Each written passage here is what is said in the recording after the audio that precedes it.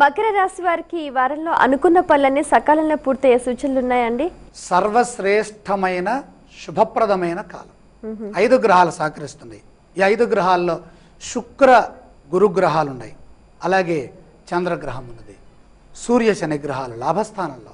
ఏది ముట్టుకున్నా బంగారం అవుతుంది, అంటే ఏ పని చేసినా అది సిద్ధిస్తుంది. సర్వతో ముఖాభివృద్ధిగా ముందుకు సాగుతారు. గృహలాభం, శుభకార్యాలు సమర్థవంతంగా పూర్తి చేయగలుగుతారు. నూతన ప్రణాళికలు ఫలిస్తాయి. ధనధాన్య యోగం, విశేషించి పెద్దల నుండి ప్రశంసలున్నాయి. మీరు చేసిన ఒక పనికి మంచి గుర్తింపు సిద్ధిస్తుంది. సంతృప్తికరమైన జీవనం కొనసాగిస్తారు. మనస్సులో ఉన్న భావాలను స్పష్టంగా వ్యక్తం చేయండి. బంధుమిత్రులతో వివాదాలు వద్దు.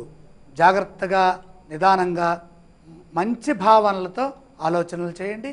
అంతా మంచిగా జరుగుతుంది. ఈ రాశి వారు పఠించవలసిన స్తోత్రాలు ఏవండి? మహాలక్ష్మి ధ్యానం చేయడం చాలా మంచిది. ఆలయ సందర్శన క్రమంలో ఏ దేవీ దేవతలను దర్శించాలంటారు? విష్ణు లక్ష్మి అనగా లక్ష్మీనారాయణుల సందర్శనం ఆనందానికి ఆరోగ్యానికి సంకేతం. ఈ రాశి వారు చేయవలసిన దానాలు ఏవండి? ద్వాదశ రాశిలో బుధ దోషం ఉన్నది, పెసలు దానం చేయండి. అన్నీ అనుకూలంగా సాగుతాయి.